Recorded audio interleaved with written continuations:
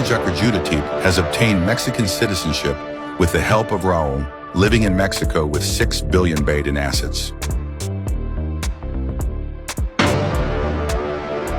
JKN เข้าไปซื้อกิจการ Miss Universe 800 ล้านบาทแต่ทว่าภาระหนี้สินจากการลงทุนขนาดใหญ่กลายเป็นวิกฤตฟองสบู่ของตัวเองท่านผู้ชมครับเอาเป็นว่าแอนจากวงแอบขายหุ้น Miss Universe ออกให้กับนักธุรกิจชาวเม็กซิโกเพื่อเสริมสภาพคล่องผู้ซื้อคือนายราอูโรชาคันตูประธานกรรมการและประธานเจ้าหน้าที่บริหารของ Legacy Holding Group คนนี้ไม่ธรรมดาเลยเป็นเจ้าของโรงแรมและคาสิโนชื่อคาสิโนโรยัลในเมืองมอนเตเรประเทศเม็กซิโกย้อนกลับมาที่บอสนวัตทำไมถึงได้มาอยู่ในจักรวาลของ Miss Universe กระทั่งมากระทบกระทั่งกับนายราอูในครั้งนี้ก็ต้องบอกว่านวัตผู้จัดการประกวดเวทีสาวงาม Miss Grand เข้ามาเพราะต้องการช่วยเหลือแอนจักรพงศ์ในการแก้ปัญหาขาดสภาพคล่อง JKN ทั้งที่ในอดีตนั้นทั้งสองคนไม่กินเส้นไม่ถูกชะตาเคยด่ากันไปด่ากันมาหลายครั้งอย่างไรก็ดีดราม่าที่เกิดขึ้นกับองค์กร Miss Universe ระหว่างนวัตกับราอูทำให้นวัตถอนตัวออกจากการเป็นผู้ถือหุ้นและผู้บริหารระดับสูงของ Miss Universe และแอนจักรพงศ์ในช่วงเวลาความโกลาหลนี้เธอหายไปไหน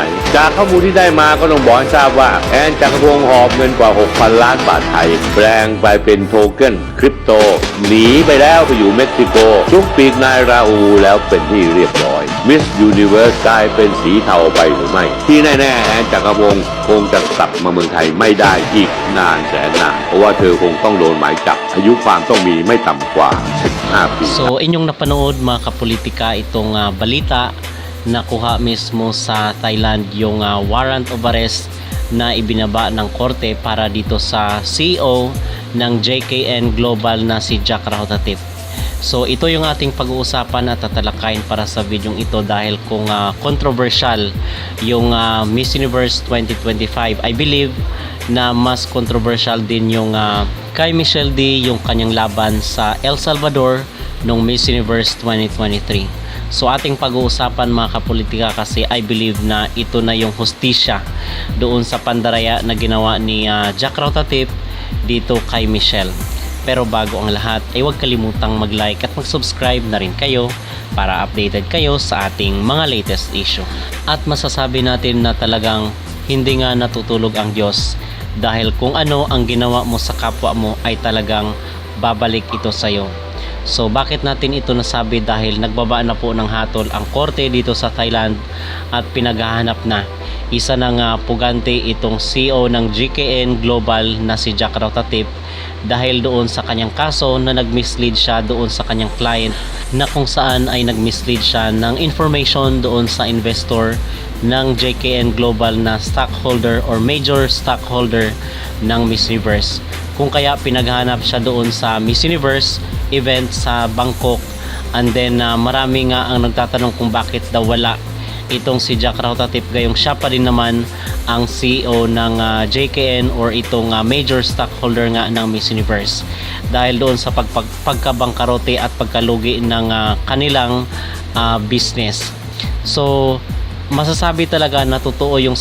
mga comment at mga usap-usapan bulong-bulungan dito sa social media na merong krisis dito sa Miss Universe. At bakit natin ito pinag-uusapan mga kapolitika? Kasi sa tingin ko ay ito na yung balik doon sa ginawa nila kay Michelle D sa El Salvador noong Miss Universe 2023 na kung saan ay pinalitan yung original na top 5. So kung inyong maalala, marahil sa inyo ang majority ay alam kung ano yung nangyari doon sa El Salvador na supposed to be itong si Michelle ay kasama doon sa top 5. Pero dahil nga sa selfish ambition ni Jack Rahotatip na masungkit yung corona ay ipinalit yung si Thailand.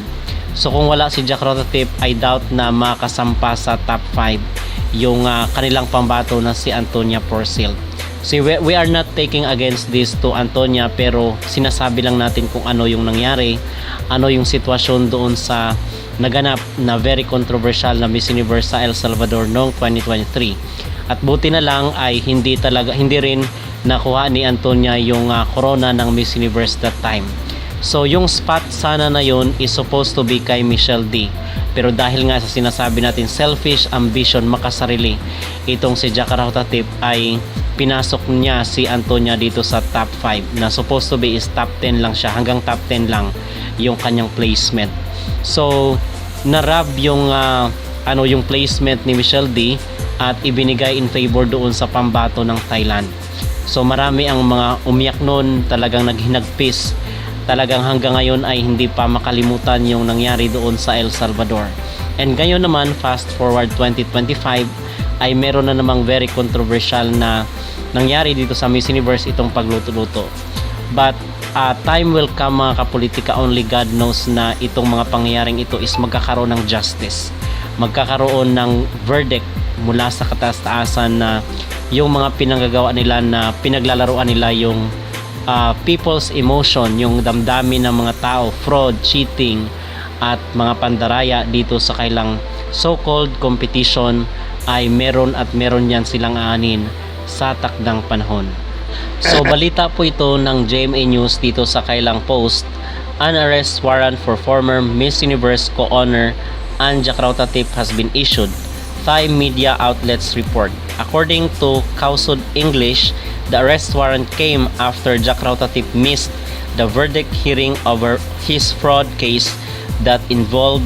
30 million Thai baht or around 54,691,674 and 24 cents. Jack Krautatip also failed to give an explanation of his absence, which the South Bangkok Criminal Court took to suggest he intended to evade justice and ordered his arrest. So mga kapolitika, na pag-usapan natin doon sa ating naunang komentary na itong si Jack Krautatip, we believe at may mga usap-usapan rumors dito sa social media na nasa Latin country na daw itong si Jack Krautatip at specifically sa Mexico daw, kasama itong or itinago siya ni Raul Rocha, pero hindi pa ito kumpirmado. Pero ang sabi ng mga Thai authorities ay pinaghahanap na daw itong CEO ng JKN Global na si Jack Krautatip. So ito na mga kapolitika ang hustisya para doon kay Michelle D na pinaghahanap ng ilang taon na ang nakalipas. So justice is served for Michelle Marquez T dahil doon sa ginawa ni Jack Krautatip na pag-ruin ng ranking ng Miss Universe 2023 na ginanap sa bansang El Salvador. So nagbunga na mga kapolitika yung ating mga panawagan na magkaroon ng hustisya ang pagkatalo ni Michelle D doon sa Miss Universe 2023 na ginanap sa bansang El Salvador. So ano ang inyong magreaksyon dito mga kapolitika sa balitang ito na pinaghanap na di umano ng mga otoridad